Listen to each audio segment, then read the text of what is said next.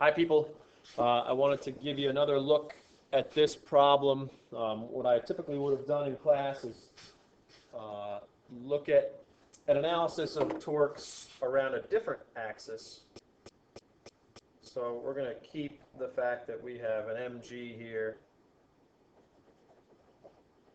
and there's, what did we say, a normal, oh boy, we call it normal 2 here. Andre. And then here's our frictional force, F2. We might have named them differently before, I don't remember. 1s and 2s, who cares? Okay, so let's see. If we want to look at a net torque statement around that axis, well, I guess at this point what we can do is look at, this would be N2 perpendicular. Here's right. There's N2 parallel up on the top. This is going to be harder to draw. Let me move this. Harder to draw, but F2 perpendicular, here we go, is going to look like that. Here's F2, and then here's F2 parallel. Right? Like we said before, here's MG perpendicular, MG parallel. Let's just make sure we mention parallel and perpendicular, well, to what, right? Well, parallel and perpendicular to vector R. That's a big deal, okay?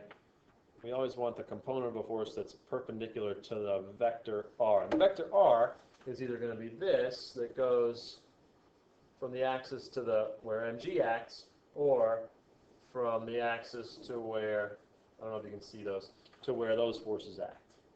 And again, we're saying that this thing has length L. So if we use, I don't know, let's say this way is the positive rotational direction. Oh yeah, remember we said here's theta. And we said this is theta. And let's see, where is it in the other ones? Well, it's got to be here. That's opposite interior stuff. And then I think it's here also.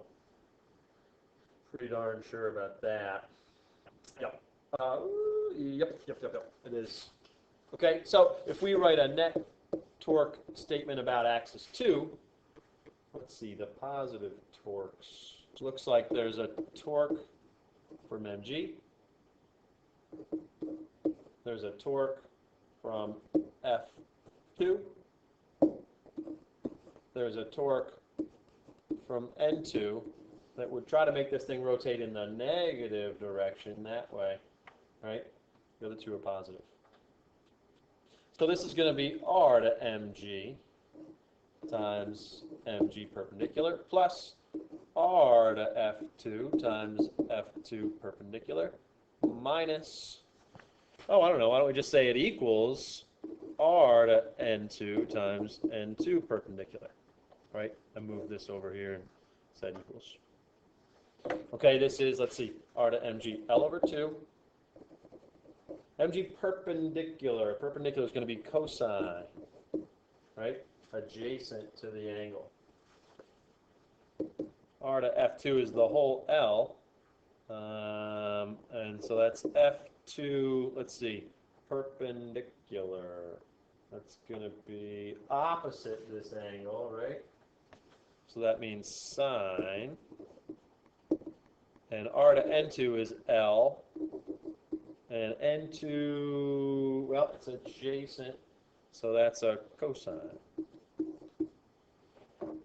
L, L, L, go.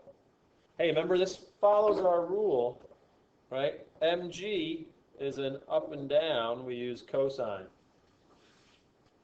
F2 is a side-to-side force, we use sine.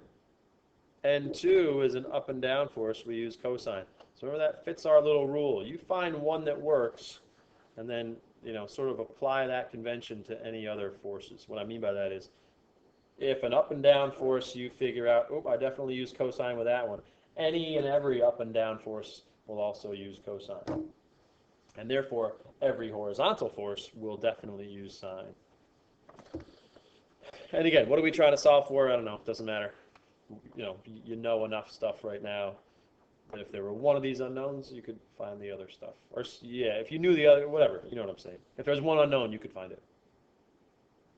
All right, so there's a little quick one. I'll give you a heads up on, say, this one. This is the classic question.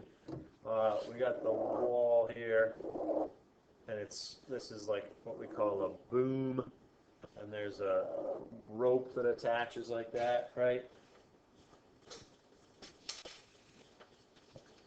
Yeah, I mean, let's see. I don't know. Oh yeah, notice in part B, so I'm looking at number 20 right now. It says the components, in part B it says find the tension in the wire, sure, and the components of the reaction force at the hinge. So for sure there's got to be a force N that does this. The hinge is here, this is the hinge. All right, there's also either an upward or a downward force. My bet is it's an upward force. So I might call it, I don't know, reaction force. Okay? There's also certainly going to be this, tension. There's going to be this, mg. There's this. The problem is we have bear, basket, and beam. They all start with B's, which is dumb. Another M, I don't know, let's call it M1G for the beam, M2G for the basket, and M3G for the bear. And notice, we've got a place here where two forces act. Two forces act. We've got a place here where two forces act. Really, really good candidates for locations of axis of rotation, because you get to get rid of two torques if you put an axis there. Okay? Yeah, okay, folks. I'll see you tomorrow. Good luck. If these are hard, that's okay. They are hard, all right? So do not expect to just breeze through these. This is going to involve some pain, physical pain probably in your head, maybe in your hand from erasing.